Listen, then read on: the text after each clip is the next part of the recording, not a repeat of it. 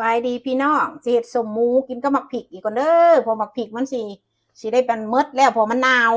สิเฮ็ดสมหมูอีกกินก็หมักพริกก็สิบ่เฮ็ดห่อใหญ่ดอกมื้อก็สิเฮ็ดห่อน้อยๆนี่ล่ะกินแต่ละเทื่อเลยพี่น้องเอ้ยกินตาแซ่บอยู่บ่นี่เบิ่งเด้อเฮ็ดแล้วเฮ็ดอีกดอกสมหมูข่อยนั่นบ่ได้สิ้นสุดดอกอืมแปลว่ามื้อบ่มีชีวิตชีวาแปลว่าแล้วมันก็แล้วสมหมูข่อยว่าซั่นซะ ก็สิเฮ็ดยามก็เฮ็ดเขาก็เฮ็ดล้างมือพร้อมเป่งน้ำเย็นไว้ก่อนพี่น้องเอ้ยเพราะว่าสิไว้จุ่มมือน้ำอุ่นหรือน้ำเย็นก็เรื่องของเฮาดอก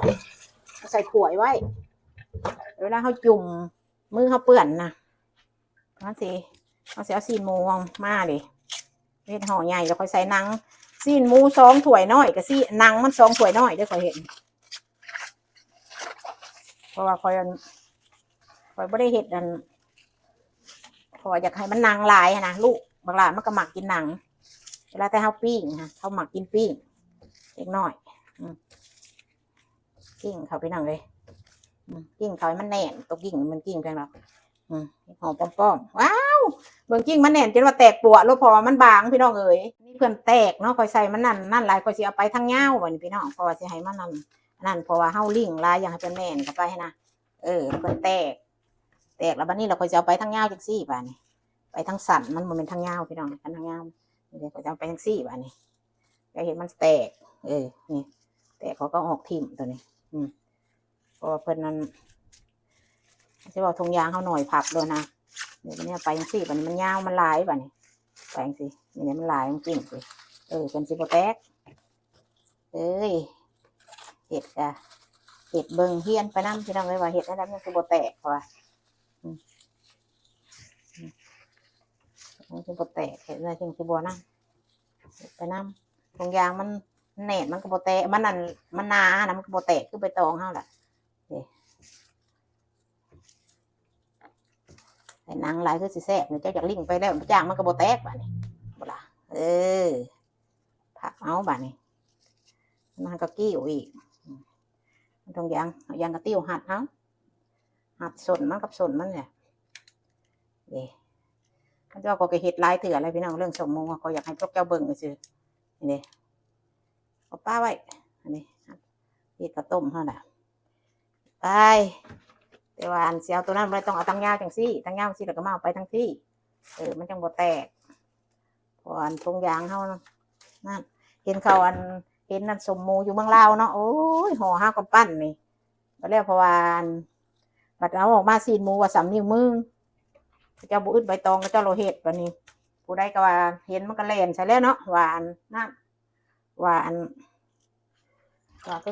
ซีนลายเพราะว่าเนี่ยไปไข่เบิ่งไว้สัมโปมืออยู่มันจะว่าห่อสัมคอยห่อเนี่ยคอยว่าได้อยู่ประมาณ4 ห่อหรือว่า5 ห่อเนาะอัน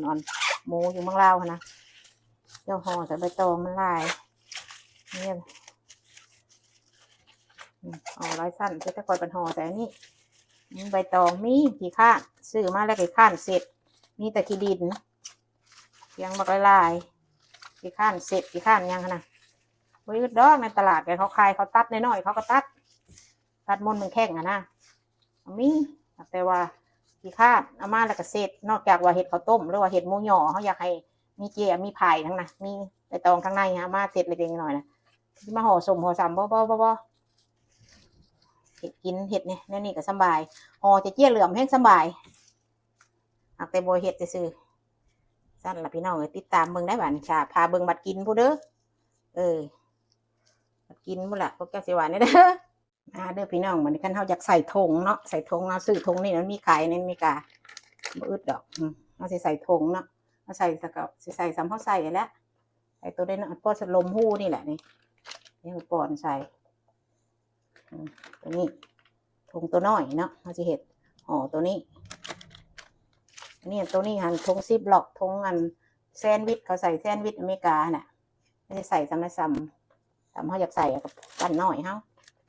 ขาอยากเห็ดแบบนี้เขาอยากเอาวันตัวนี้เนี่ยห่ออย่างซี่เนาะล้างมือก็เด้อเขาต้องไปเที่ยวล้างมือเพราะว่าเวลาบ่ายสีนเขาก็ต้องล้างมือ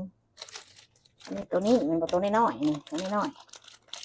เขาจะเห็ด ป้อมเขาสิละเขาก็กิ้วเอาคือกันนะพี่น้องกิ้ว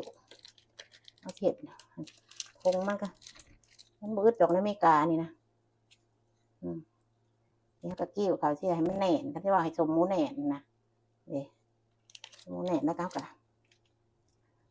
พอมันใหญ่แล้วเขาก็เห็ดจังซี่แล้วกันว่ามันน้อยเขาก็จะเห็ดให้มันหูทงเท่านี้อันนี้มันนั่นเขาก็มัดคือเขาเห็ดมาไอศครีมทงอย่างนี่พี่น้องก็ได้คือกันพอเขาเห็ดอย่างไอซีหมูแข็งเลยสินี่ปัดส่วนมันนี่ก็เขาอยากตัดถิ่มเขาก็ตัดแล้วล่ะอันนี้นี่ส้มใส่ทงยางนี่สินี่ตัวนี้กับตัวนี้นี่ทงใหญ่เหมือนทงอันตัวแซนด์วิชใหญ่นี่เอาที่หมัดมันมาไว้ส่วนเดียวให้มันเป็นกลุ่มปุ้ยอย่างที่พอมันทงใหญ่เขาก็กิ้วเข่าพอเขากิ้วไปเพียงพอกิ้วอย่างซีนหมูสมหมูแห่แน่นี่กิ้วส่วนตัวนี้เข่าโลละแต่กระยางกระติ้วเขาก็มาหั่นกระเทียมจุ้ยอยากได้กันกินใหญ่เขาก็เฮ็ดใหญ่เนาะอันนี้มันขั้นเนี่ยมันพอเกลือเนี่ยสมหมูกระไดขั้นพอเกลือลายมันกะเน่าขั้นเกลือลายกะ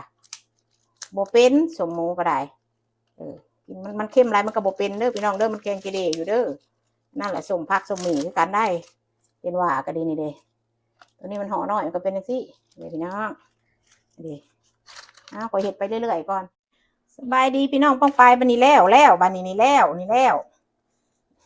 เดี๋ยวนี้อากาศน้ำตะคอยนี่มันหนาวประมาณ3 มื้อได้กินเด้อพี่น้องเด้อสมหมูคอยนี่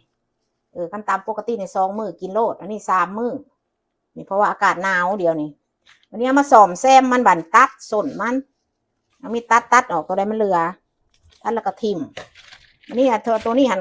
ทงละค่ำข่อยเห็ดนะเบิ่งเคยกาซีเบิ่งหมู่ผู้คนผู้ใดติดตามข่อยทงนี่ทงละค่ำมานี่ทงละค่ำเขาก็มาตัดส่วนเพิ่นออกทิ่มอันทงยางมันเหลือนี่ตัดออกมาแล้วเขาก็ตัดยางกระติ้วเขาก็กิน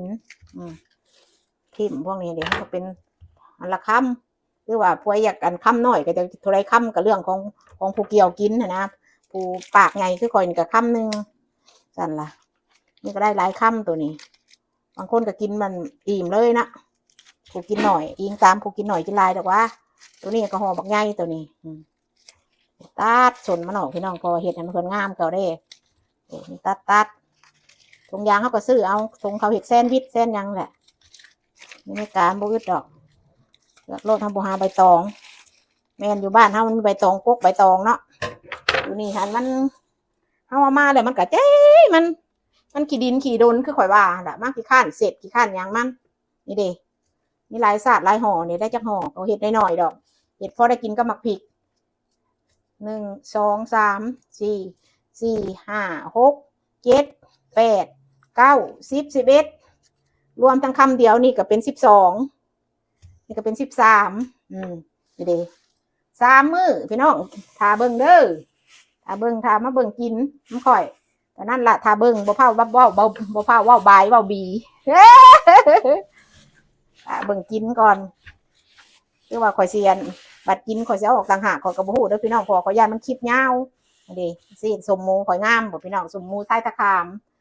สมหมูชาวตะขามแขวงสวรรณเขตพวกใดอยู่สวรรค์ก็สิฮู้นี่เด้อันนี้สมหมูนั่นโอเคพี่น้องบาย